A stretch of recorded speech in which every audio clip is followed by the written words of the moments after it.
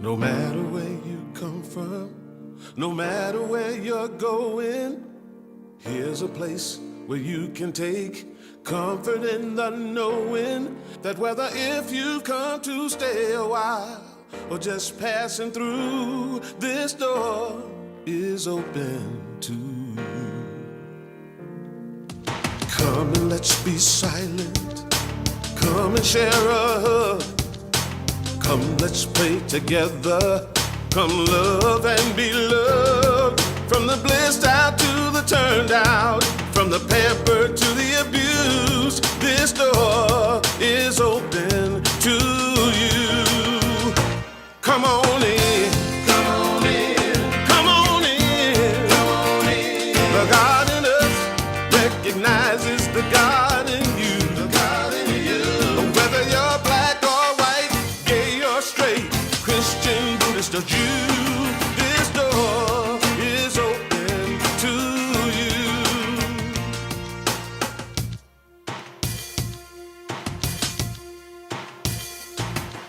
If there's some kind of trouble or pain you're going through, know that you are not alone and someone cares for you.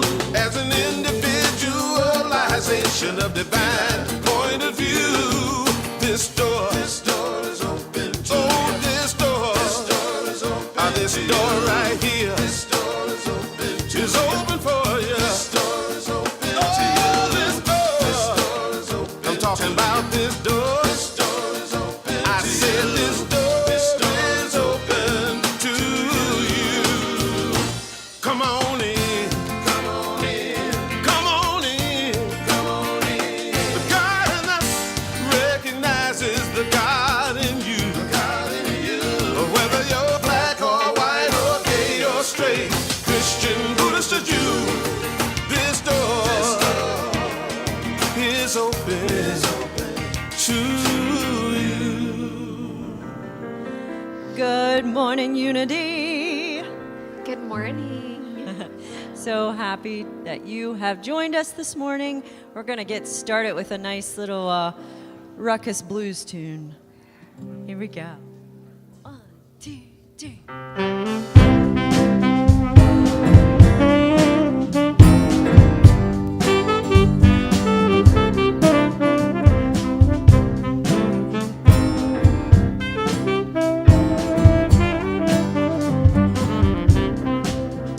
There is just one presence, just one light, shining in the world like a beacon in the night. There is just one power we all can share, one great power everywhere.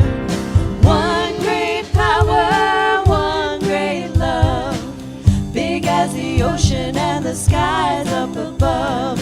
One great spirit waiting in prayer, one great power everywhere.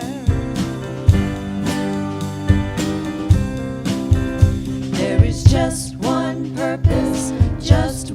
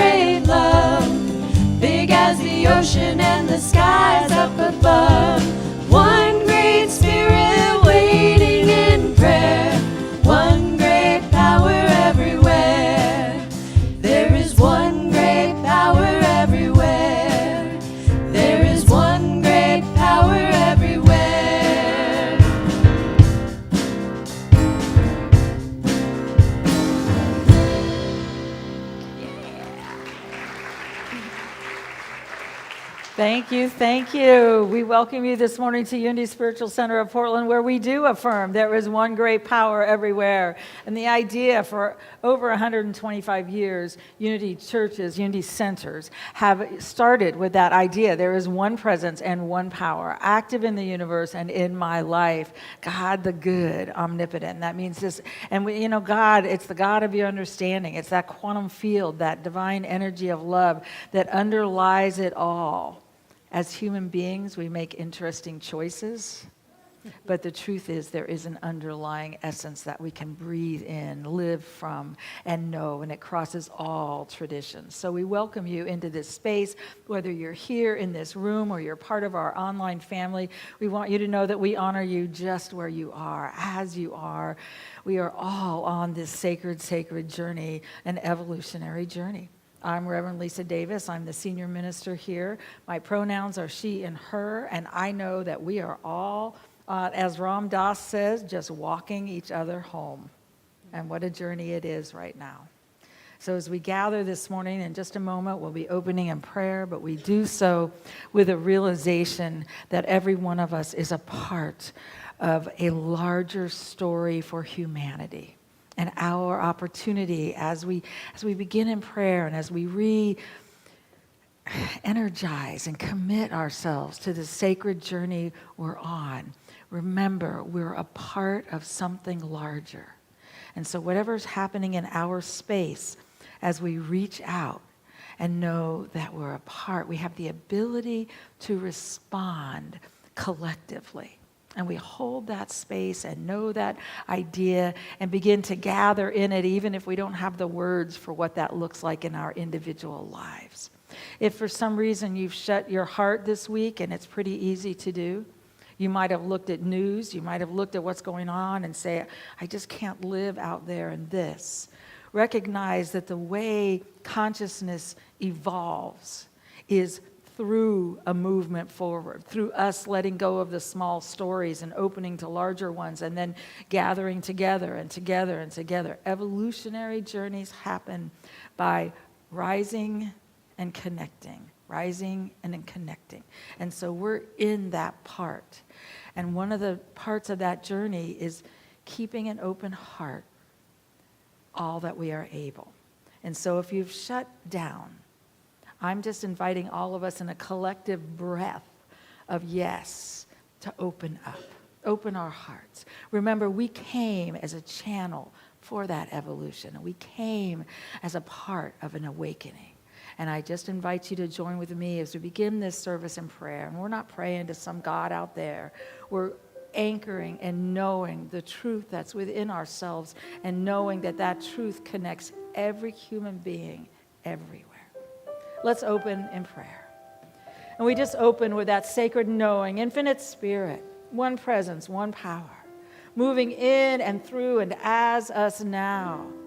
We take that sacred breath, recognizing that the truth within us, each of us, is amplified with every breath of yes, with every opening of our hearts to know that we have been created whole, infinite, and complete. And that all of us together are whole, infinite, and complete. And we can expand that and know that and allow it to move through us. And the places where fear has what looks like the upper hand, we hold every being in our hearts, in prayer, in a knowing that divine life flows through and continues to evolve regardless of what is happening out there. And we stand in a larger knowing as we say yes to ourselves and the truth of our being, the wholeness of who we are, and the wholeness of our neighbors and those around us, and the wholeness of the countries around this globe, recognizing that all of humanity has come to live in love, with love as the guide. For this opportunity to gather in this knowing and to allow it to fill our bodies. We say thank you, and so it is. Amen. All right, and this morning, Dixie is here to share some of what's going on.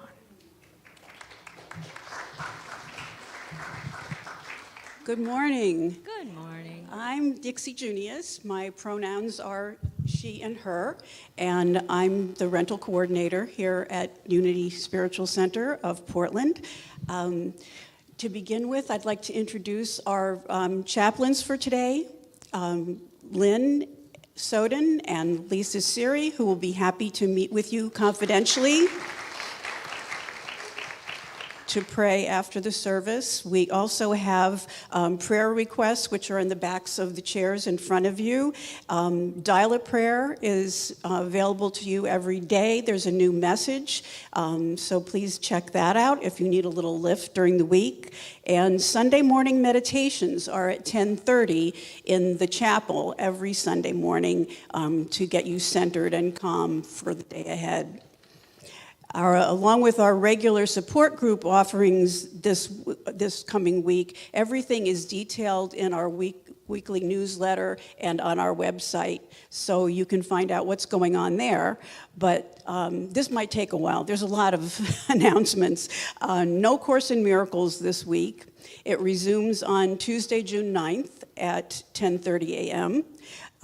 Yoga and meditation with Lisa Siri is on Tuesdays at 4 p.m. You can join for a $10, it says here, Drupin fee. So Drupin.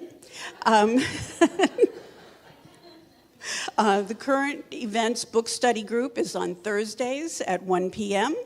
And they've just started a new book, Welcoming the Unwelcome. You don't need to buy a book or bring a book. You can just join in. Unity Changemakers, our political action group, will meet next Sunday, June 7th, following the service, and discussing what's next in terms of steps. Today there will also be a postcard writing event downstairs. Anybody who's interested should see Dale for that. June is filling up with things to feed our hearts, souls, and bodies. If you signed up for the Green Bag program, just a reminder that next Sunday is the day to bring those in. Pick up your bag before you leave today if you're interested in joining in that. It's also a celebration of music here on June 7th, where Mary Ellen Grace will be holding her final recital of her career that she's retiring from as a music teacher. So we hope that you'll join for that. It's at 3:30 here in the sanctuary next Sunday. And Awaken to Spiritual Living. We'll start a new daytime class with Carolyn Goolsby on Wednesday, June 10th at 1:30 p.m. And there are information and sign-up sheets in the lobby. And our picnic is coming up on June 12th, and there are sign-ups out in the lobby for the usual. The kitchen team always needs extra support.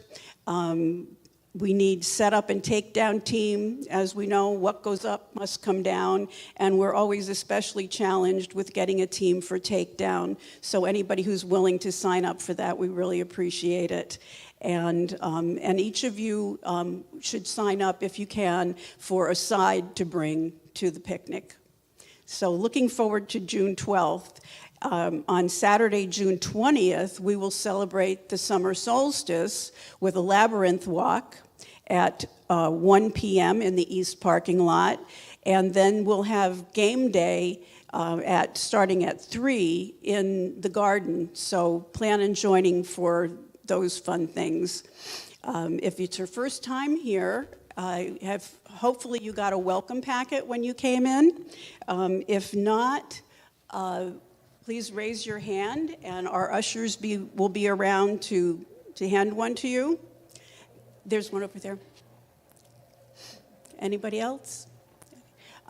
This welcome packet holds some goodies for you, but it also on the back has a yellow card that we would like for you to fill out, or use the QR code if you're savvy on that.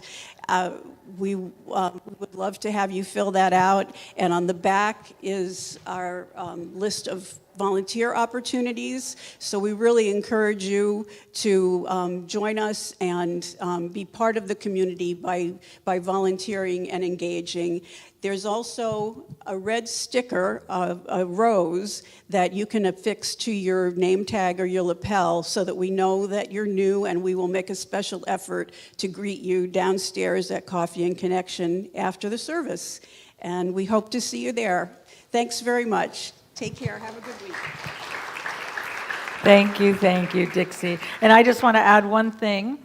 Several of you asked about, I explained that Oprah was asked, along with 50 other black leaders, what signified and typified the 250th anniversary of this country. And she said the book Caste does. And I mentioned it, and I had quite a few people asking me if that was something we would consider doing again. Actually, Sharon Mitchell has said yes to leading it. We did it during the pandemic. And we will be doing a 6-week study group. It was life-changing for me. I'm looking forward to doing it again. It will be by Zoom is the intention. Currently, it'll be Tuesdays starting June 23rd. She'll be here on the 21st to do the Juneteenth service with me. But it is an opportunity to look at a different history than we ever learned, and to get the facts from Isabel Wilkerson, who wrote that book. And it changes your body structure, is all I can say. I came out with a different understanding. That's the way we're celebrating this 250th anniversary, is possibly opening up to a story we didn't know before. So just letting you know that. I want to thank all of you who are here for the first time, or you haven't been here in a while, and just say how happy we are to have you here. If this community works for you, or the words that you hear resonate in your heart, and they say, wait a minute, there's so much for me to learn, or you feel supported, I would encourage you to become a part. All of the evolution that happens on this planet happens by people joining together in larger ways, and ideas joining together, and groups. And so right now it's important to continue to create connection and consciousness. If it doesn't work for you, it just isn't what you want to hear, there's something different you want to hear, please continue seeking. Find a place that does say, I know who you are, I believe in who you are, and lifts you and supports you from that. Okay, we are going to stand and sing. It's wonderful to have you here. Rainbow Chant, Sweet Surrender.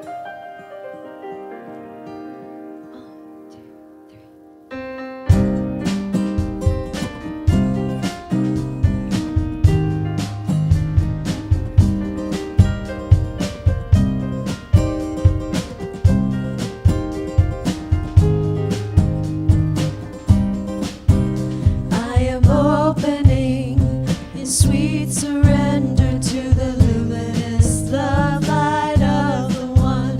I am opening in sweet surrender to the luminous love light of the one. I am opening. I am opening. I am opening. I am opening. We are opening in sweet surrender to the luminous love light of the one. We are opening in sweet surrender to the luminous love light of the one. We are opening. We are opening. We are opening. We are opening. I am rising up like a phoenix from the fire. Brothers and sisters, spread your wings and fly higher. I am rising up like a phoenix from the fire. Brothers and sisters, spread your wings and fly higher. I am rising up. I am rising up. I am rising up. I am rising up. We are rising up like a phoenix from the fire. Brothers and sisters, spread your wings and fly higher. We are rising up like a phoenix from the fire. Brothers and sisters, spread your wings and fly higher. We are rising up. We are rising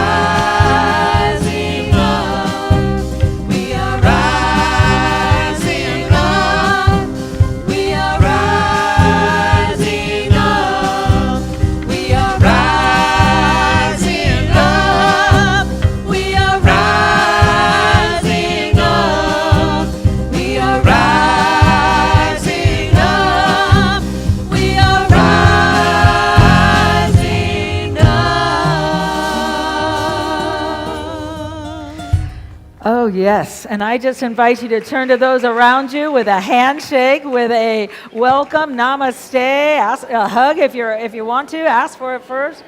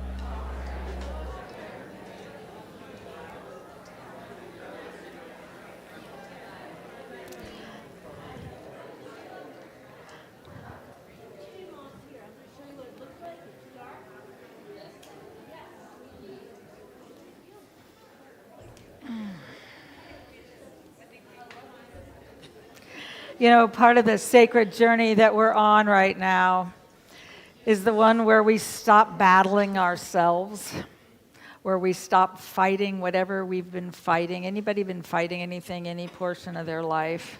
Maybe their own value and worth, or if they're enough for what's in front of them, or just simply loving ourselves. Some of the journey right now is to say, enough.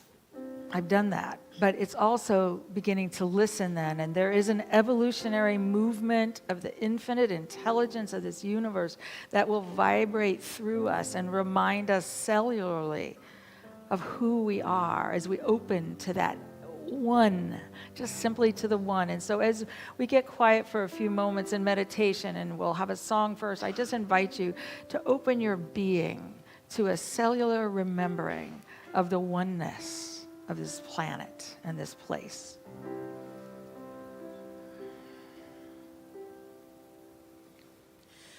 Love is the journey, and love is the destination. Love is the revelation that love is every step of the way. Love is every step of the way.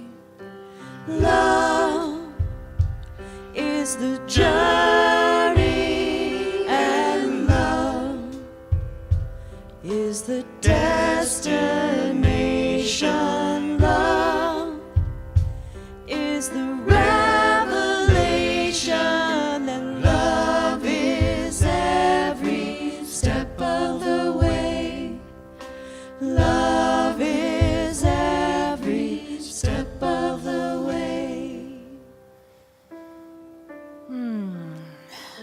Love is the journey, and love is the destination.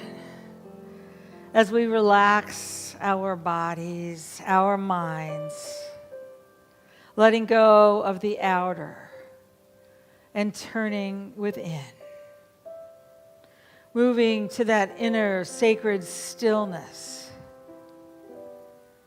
the place of the breath. Love. Love is who I am. Love is the journey I am on.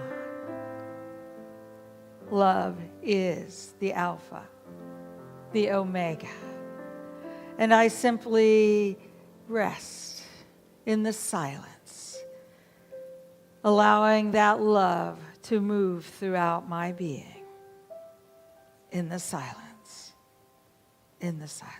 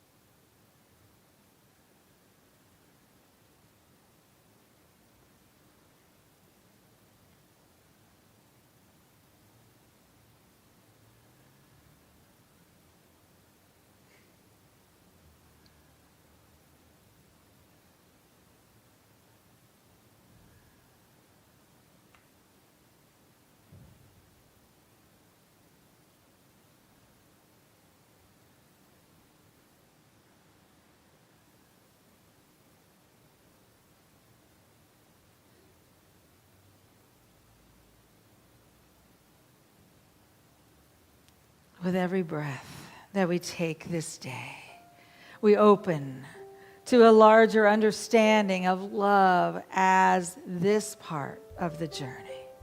Love as this day, this moment, this space. And we say yes to an ever-expanding understanding that we are infinite creations of the universe. And so it is. Amen.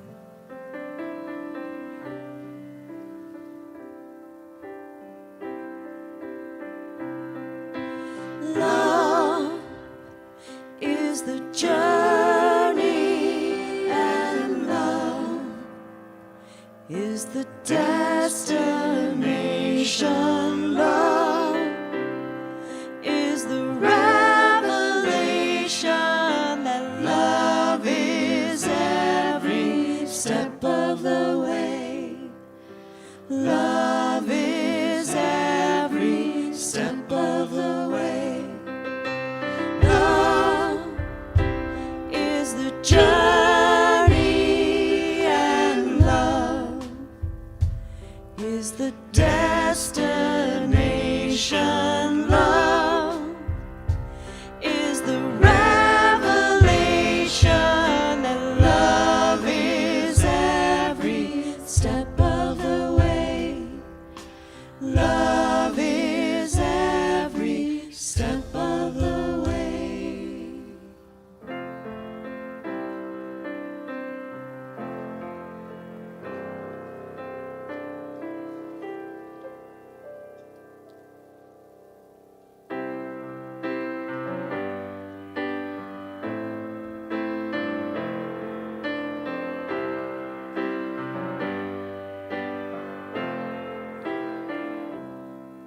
When I find myself in times of trouble, Mother Mary comes to me, speaking words of wisdom, let it be. And in my hour of darkness, she is standing right in front of me, speaking words of wisdom, let it be. Let it be, let it be. Let it be, let it be. A whisper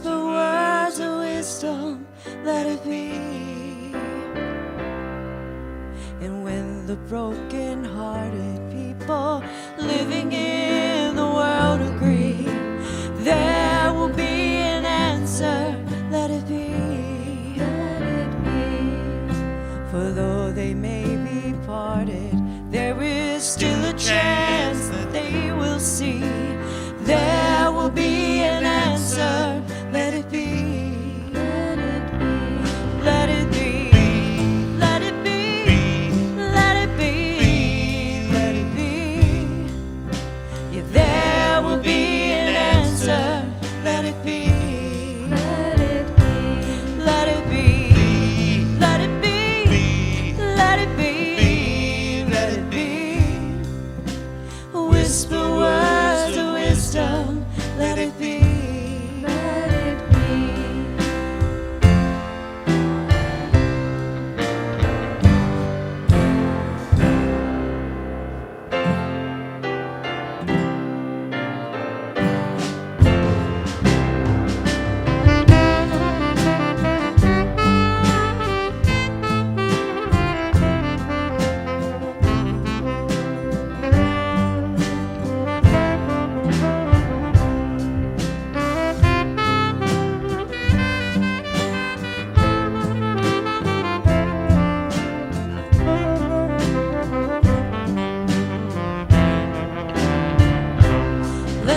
be.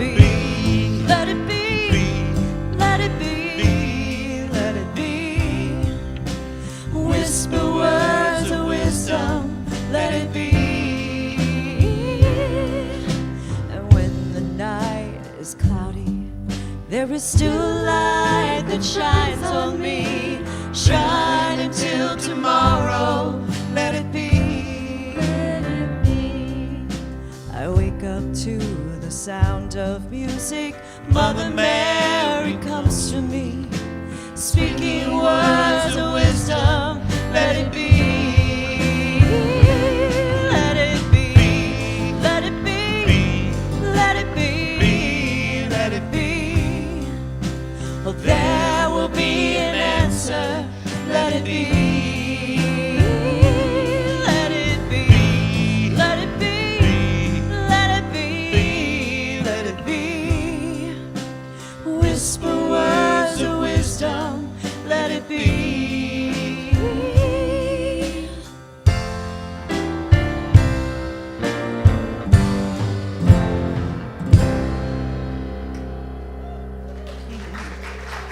Thank you.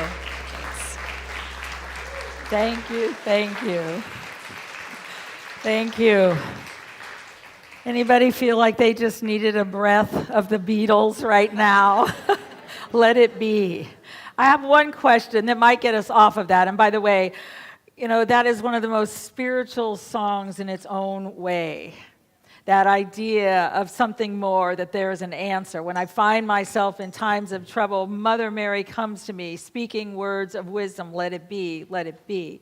We're actually in the last week of our 6-week series using the book Buddha's Brain. And I know there have been, I think, 9 spirit groups that have been meeting and going over some of these ideas of the neuroplasticity of our brain and how we hardwire ourselves out of fear into openness, happiness, love, an open possibility that we have what we need within us to do that which is ours to do. So I want to, and when I came to this and I thought there are chapters that we haven't fully covered, there are things, and I just had all these notes, about 12 pages of notes of what I needed to just start writing about, and I just got quiet because I have to come up with titles months before, and the only thing that kept coming was, just let it be. That was all I could come up with. And so I got quiet, and I was like, that is not a title. And I just took just off, and I was like, let it be. That was how we got to where we are today. And I have to laugh because how many of us right now are in a place we thought we'd be 10 years ago? Are we in the place today we thought we'd be? Do we have anybody? Life, okay, we have somebody back there. Charity, you are. I'm glad to hear that. And this idea of what life is asking of us is making us shift. It's making us, anybody come off their base of what was home base. Maybe we started in the pandemic. We lost a sense of how we relate and who we are and what's happening in our world. And what happens whenever that happens, we decide how we respond. One of the first lessons we learn in this New Thought movement is that I have the choice, I have the ability to respond. So I have responsibility. And you learn it in the individual. I have the ability to respond. And yet, when all of life changes, it undoes the ego structure and the way we've related to our life. And it undoes so many different things. Has anybody felt that? It's like, oh my goodness, there's been this shift. And so we went from the pandemic, we kind of got back into, okay, where are we? And then with what's happening in our government, what's happening in the world, what's happening around us, it is literally requiring us to choose a response. And we might think, I can't do a thing about it. And yet every time we open and choose a response, something shifts. And our brain actually evolves. It moves away. And so while we know that we inherited the tendency towards fear, because that's what kept us alive in earlier stages of humanity, of life, and still does on one level, humanity has continued evolving out of that. And that is really what Buddha's brain is about, is doing that. But I want to look at this idea of just what would happen if we just stopped fighting what's going on and we actually let it be. And I want to talk about that because that means stop fighting reality, stop resisting what is, stop arguing with life. Anybody done that recently? Anybody? I'll tell you, I have argued to a point the universe is just laughing. It is simply laughing. This morning I got up and there's still cat litter on the hotel. I'm living in a hotel, for those of you who don't know, with my 2 daughters because we've had a flood. And now it's 3 months plus further out before any of that changes. And this cat who now dive bombs, they're chasing it around to get it into a bathroom so we can go and the people can come in and clean up. And it is hilarious. It took all 3 of us to get a cat into a bathroom. There's litter all over the place, cat litter that gets cleaned every day. And then I was like, I don't have any socks. I don't have any socks here. There are no socks. I can't go. And I was just like, I tried several different things on. There still weren't any socks, other than my hiking socks, which did not match. And so that was where it is. It's like, and then I have the choice of fighting with what is, or I have the choice to say, let it be. Whatever it is, let it be. Just stop fighting with what is. Now, it's funny. I don't think my 24-year-old and 26-year-old think it's very funny being in both sharing a room with me, one of them, and the other one being in this tiny little place without any of the things that she loves. But what it is we get to take what's in our world and know it is perfectly designed to move us where we're going, individually and collectively right now. Those are the 2 we're working with. So we have chosen many times, and I know I have over and over and over again. Every day I choose, I have the ability to respond. And if I want to throw a little tizzy fit, I got about 15 minutes, and you go ahead and throw a tizzy fit. And then I'm done, because I don't want my brain to be hijacked by something that isn't what needs to be. There's a lot going on in this world, and I do not want to be hijacked by things like that. So when I get to go back. I get to work with it. I get to know these truth principles that we can learn individually. But what's fascinating right now to me is we are being asked to learn these principles collectively. And we haven't been used to, especially in this country, of being a we. We haven't been used to figuring out how we do that together. And we might say, well, they don't agree with us and we're never going to come together. And how do we do these things? And yet the truth is there is an answer. There will be an answer. There is, right now in this universe, all of the answers we need are available in a field. And what it requires, and that's the field of infinite intelligence. Quantum physicists, you could call it a quantum field. You can call it of course, I go with Pierre Teilhard de Chardin, and he talks about this field in which literally evolution happens through that field. We learn through that field if we have enough space in us to allow the breath, to allow a learning, we have to stop fighting. Has fighting really solved the answers?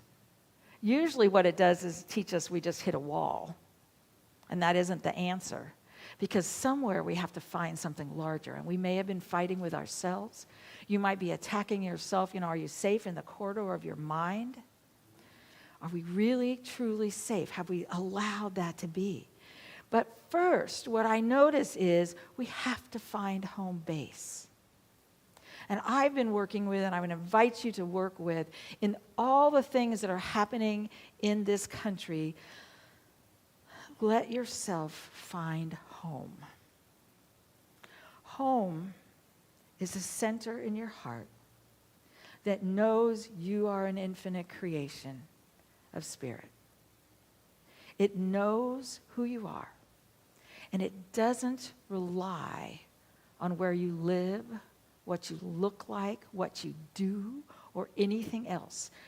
Let it be home. That's the first start for our healing. It's the first start for allowing our brains to evolve to a place where we can picture and understand and create a larger story for humanity. Let it be home. I've had to do that. I did it over and over and over again in the pandemic. And many people said, I can't do anything. I'm just afraid. And everything that comes up, it's not, I can't handle it. We can handle it. I don't want to necessarily, but I know I can. But I get to choose that belief. I need to ask for help. I need to ask what's mine to do and what do I say no to. But we get to find home. And I believe for most of us, we are still overcoming an old idea that we're less than whole. Home is where our knowing is. And I would invite you to know part of this journey is knowing that your home is the infinite intelligence of this universe, and it will take us where we're going. When we have that, then we get to say, how do I respond to what's happening around me? And there are different ways of this, and I want to talk about it because I believe it's so important. First of all, much of this book talks about compassion. Compassion is the ability to both, and I use love so interchangeably, but it's not the type of love that says, I hate you and I include you and I don't like you. That's not love. It is the ability to hold ourselves when we are hilarious. That's all I know what to say. When we can't catch up with ourselves, we can't get anything on time, we can't get whatever it is we're supposed to be doing, it's just not working, and none of the pieces are fitting together. Compassion is when we say, okay, sweetie, let's keep going. Where's home? And who am I within it? We are all part of this journey. When we let it be compassion, so let it be home, let it be compassion, then we get to say, let it be us. And I'm saying that because I believe that the next step for humanity is choosing the ability to respond as us. Not out of anger, not out of attacking, but out of clarity.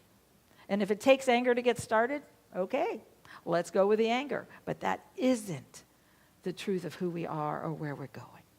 So let it be home. Let it be compassion. Let it be us. I want to talk about a former Tibetan monk. His name is Lobsang Phuntsok. And I've been watching some of his story. He trained with the Dalai Lama. He spoke over here in the West quite a bit.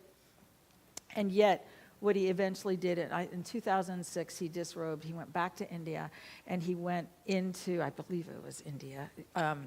Yes, it was the Indian Himalayas. And he went back into his village and began to heal a part of himself that he knew needed healing.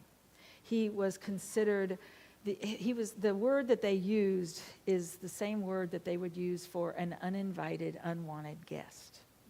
That's how he was related to. His mother was not married. She was young and had been taken advantage of in the village, and she gave birth to him and put him under leaves in a forest so he would die. A grandparent found him, and they raised him. He was still brought shame to the village and to the world, and he was raised with that idea of who you are is shameful. They sent him to the monastery at about 10 or 12 because they didn't know what else to do with him. By that time, he said he was tearing down prayer flags and breaking windows and doing things just simply because he hated the world and himself, and he was told he was worthless. Gradually, with the monastery life of training his brain and his mind and realizing that there was a bigger picture, and he kept opening, and of course the first step was compassion. And then there was, how do we touch others with compassion even when we've been told or hurt by others?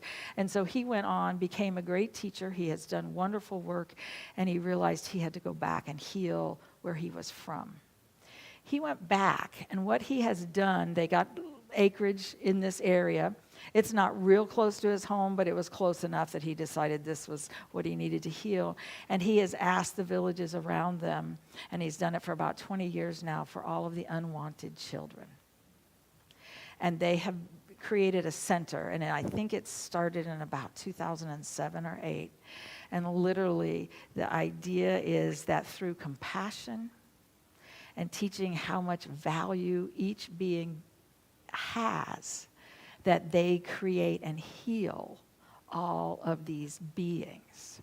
Now, of course, there's the whole thing of, well, what about psychologists and what about help? And they're so dysregulated and all of these things. And I just love the name of the place means the Garden of Love and Compassion in Tibetan. And he said, with that, what it means is that, he said, excuse me, I'm not finding the pages, but he said,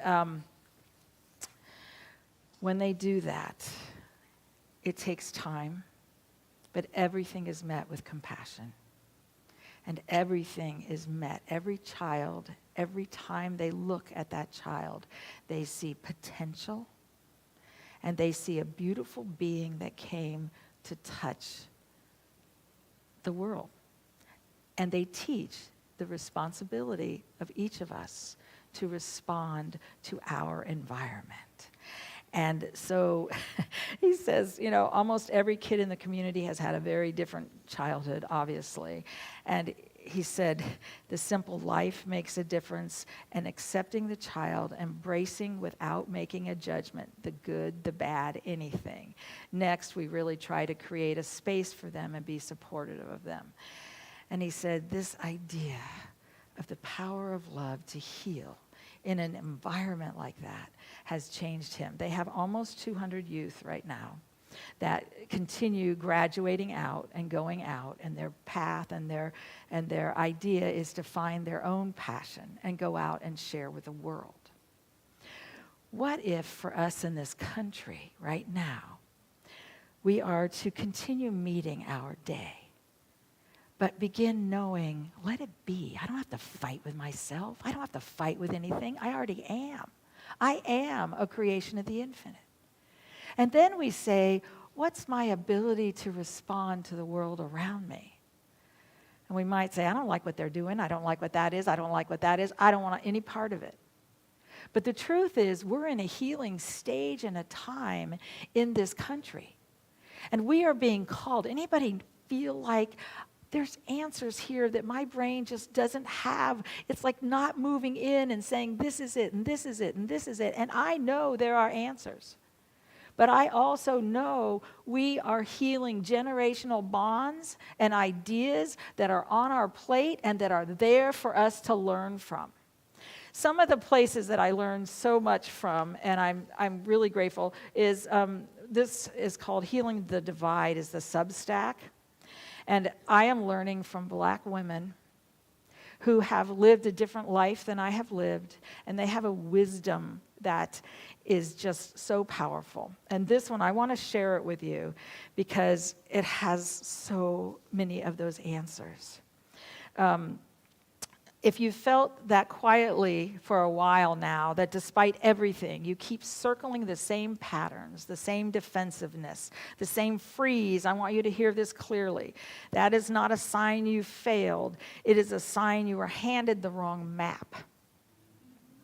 The anti-racism work that surged after 2020 gave us a great deal, and much of it was necessary. But almost all of it lived in the mind. It taught us to understand racism, to analyze it, to name it. What it could not teach us was how to stay in our bodies when that understanding asked something of us. Anybody have trouble staying, like even hearing some of the news and some of the things that are happening and some of the stories we're getting? How to feel grief without drowning in it. How to be called in without collapsing. How to hold the complexity of our own complicity without reaching for the nearest exit. So we learned the words and still froze when it counted. And this goes on, and please just breathe through it. Whiteness is a system, not a people. Let me be precise about what I mean, because this is the ground everything else stands on. Whiteness is not a skin. It's not a person. It is not a fixed identity you are stuck inside. It is a structure of power, comfort, and control. Can anybody see that right now? Can we see where that is? Naming it as a system, rather than collapsing it into individual people who are either good or bad, is exactly what makes recovery from it possible. You cannot recover from something you experience as your unchangeable self.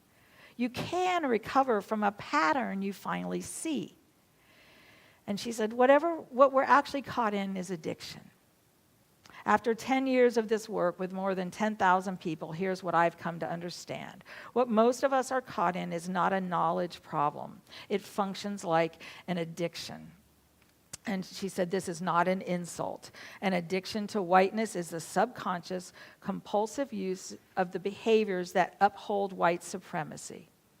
Rigid right and wrong, good and bad, punishment, hierarchy, and the constant need to be right.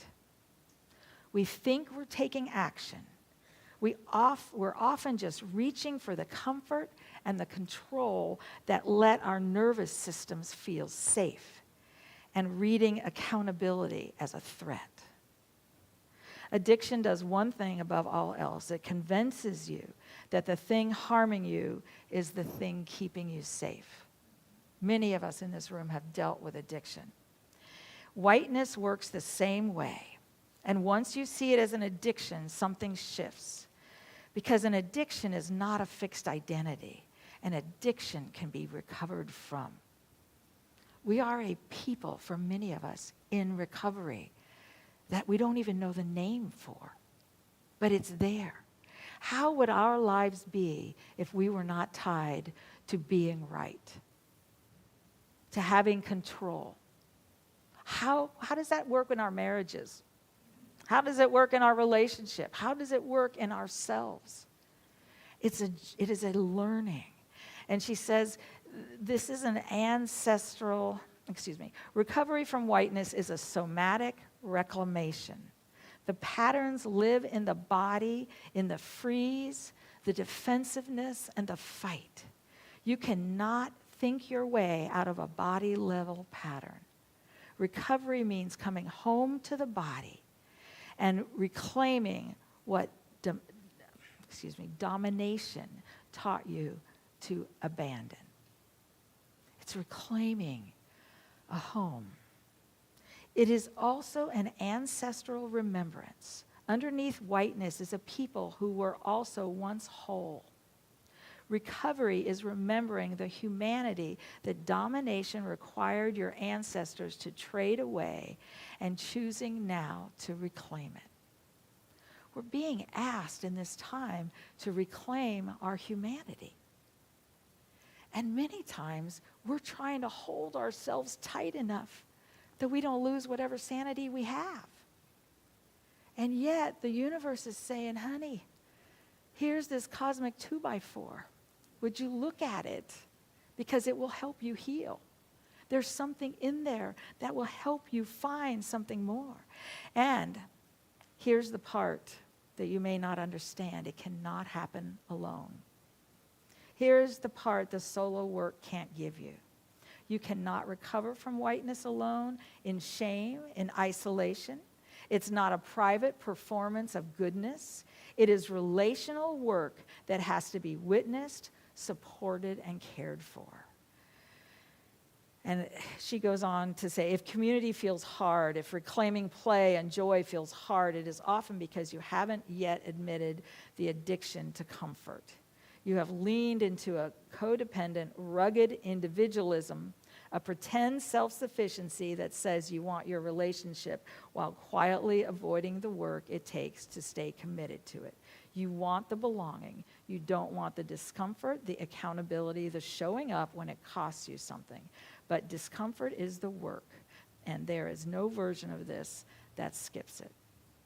And I'm going to start there, but I want you to know, and she says, this is actually good news. It's grounded in the body, and we have everything we need right now to go through it. But we have to be willing to address and realize, where's home? Where's home? Who am I? And not let that, who am I? I'm a creation of spirit. I know that God is larger than this, and God's going to handle it. I actually have a different view of that. I believe God is handling the infinite presence and the infinite intelligence of the universe is handling it right now. This is it, guys. And it is an opportunity for us, again and again and again, to let the things move through our body. To let ourselves realize, whoa, I grew up in a system that didn't actually support me. And Sharon Mitchell, who's teaching CAST, also taught classes here for about 5 years, and it was calling Healing the Systems of Racism. And we learned what we lost with the term whiteness. We lost the countries we came from and the cultures we came from. I was amazed. I had no idea. But I was changed at depth by beginning to know that and beginning to feel that. And so when I want life to change out here, the way it changes is the in here, the home, to know that there is a home and a presence and a power, and then to reach out to another and recognize you're a part of that home. The people I understand and the people I don't. And to find that compassion that my body freezes and says, no more. And when it's doing that, what would happen if for today I said, okay, honey, we're home. Feel it. Just feel what it's like. There's no socks. By the way, I was taught in ministerial school 30 years ago, you do not show your ankles on the stage. That is actually, I was at the end of the program that taught that. At Unity on the Plaza, they had a little, in fact, it's still there. There's a curtain so that Myrtle Fillmore could talk because Unity has always had women ministers, And so they put that up there just so her ankles wouldn't show. That was what they did, in case her long dress came up an inch. And so I was sitting there thinking, you're not supposed to be showing your ankles. And I actually pulled up my pants during the song because I thought, what in the world is this old programming? You've got it. It's the old stuff that somebody told you that is no longer necessary. So you have a home. And your home is not only your home, but it is the avenue for the unwanted part of somebody else to find their home and remember who they are. We are present in the answers. And the answers are love. But they're not control. They're not going to show up the way you want them to. I wish they would. We can try for that one all we want. We get to say, oh, I'm moving. Where's home now? Oh, I'm moving. This is a hotel. Last night I got up and couldn't find the bathroom because I was used to going this way for the last 20 years. And it's the other way, and I find myself in what they call a living room. And I was like, okay, wrong place. Where's home? Home is here. Let's go find the bathroom. That is what life is asking you right now. You have everything you need in your heart. And our opportunity now is to say yes to it. Yes to the worthiness, yes to the love, and yes to the discomfort that requires us to learn things we don't want to know because they will take us where we haven't been able to go up until now. We are ready, we are loved, and we have all that we need. Thank you.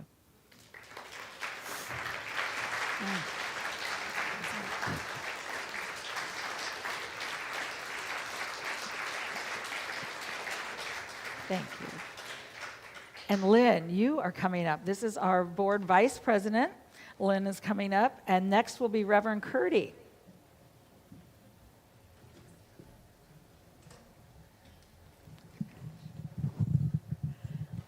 Wow, wasn't that a powerful message today?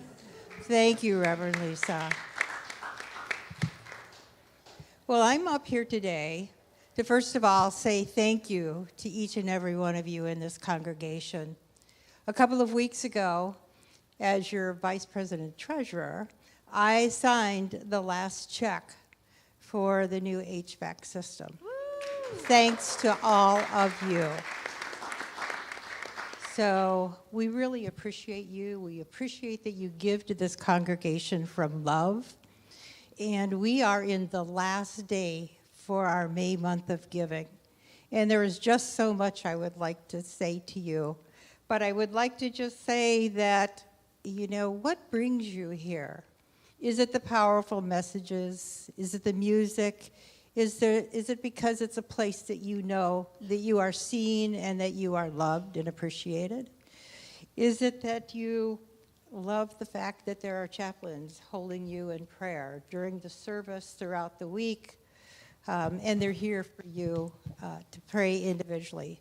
So just think a moment. What is it for you that brings you here? And you have that home within you, and this is your spiritual home. And so what I would like to just tell you a little story, and I know that we're short on time, but I tutor in the Vancouver School District, and we took our 8th grade class to WSU Vancouver, the Washington State University of Vancouver, and they were there for a program, and they'll be going to high school next year, which is a whole new experience for them. I imagine you can remember what it was like being in 8th grade. Ooh, I did not like that. Anyway, they were taught by a coach and a doctor to believe in themselves. And they were told to remember the phrase, bring your A game. And the A in A game stands for affirmation. Those kids were said they have everything they need inside of themselves. And G stands for gratitude, just knowing that there is so much to be grateful in this world. A, the second A, stands for action. When you believe in yourself, when you are grateful for all that you have, act on that. M stands for mindset. And we learn about mindset here in one of our unity principles. As you think, so it comes to you. And the last E is for exercise. Exercising your body, exercising your mind, and exercising your spirit, they were told. And so, I hope that as we are approaching the finish line on our May month of giving, that you bring your A game. Thank you.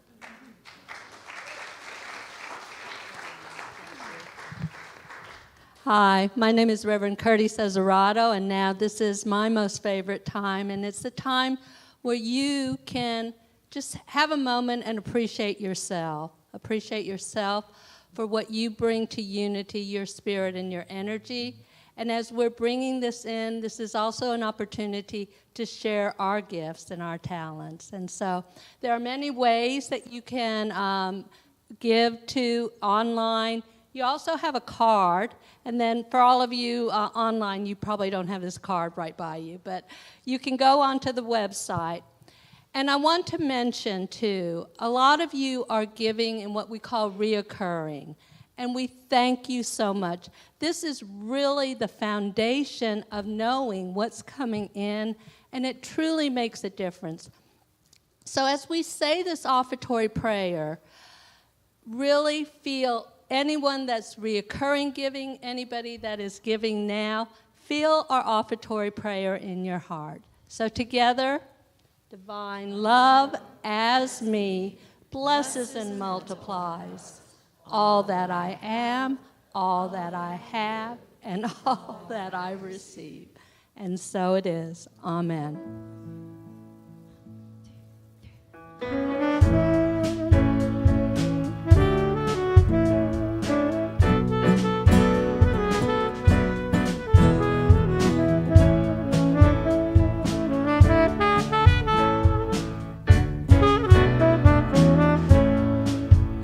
I am grateful, grateful for this day, for the love we share, the life we make, and I give thanks for all the many ways that the love of life appears.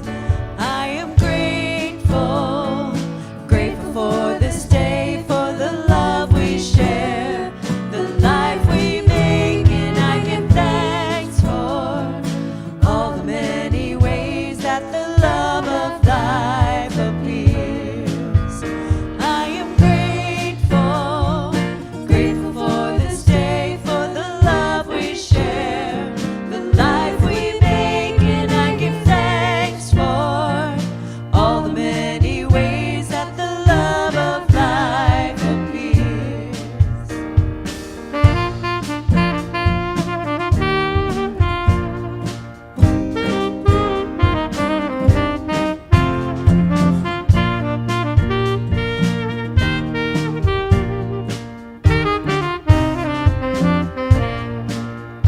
I am grateful, grateful for this day, for the love we share, the life we make, and I give thanks for all the many ways that the love of life appears. I am grateful, grateful for this day, for the love we share, the life we make, and I give thanks for all the many ways that the love of life appears. I am grateful, I am grateful, I am grateful, I am grateful, I am grateful.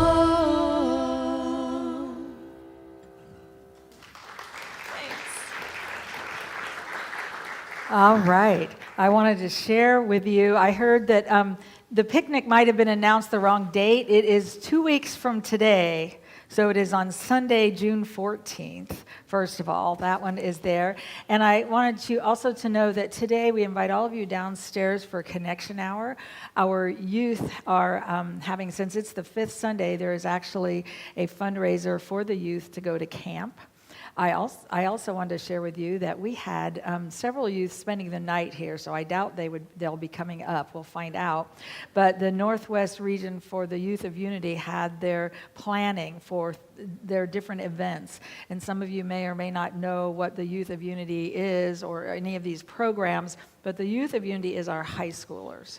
And the youth themselves plan the meditations, they plan the theme, they figure out what they'd like to learn in their heart and what they'd like then to share with all the other youth. Now, there are adults, in fact, the adults who are here, I know Heidi came, she's done this, she's been a part of this, including being a YOU herself for 50 years. And I know I knew Nick, who heads this up, when he was 15. So they've been through this themselves, and then they teach the others how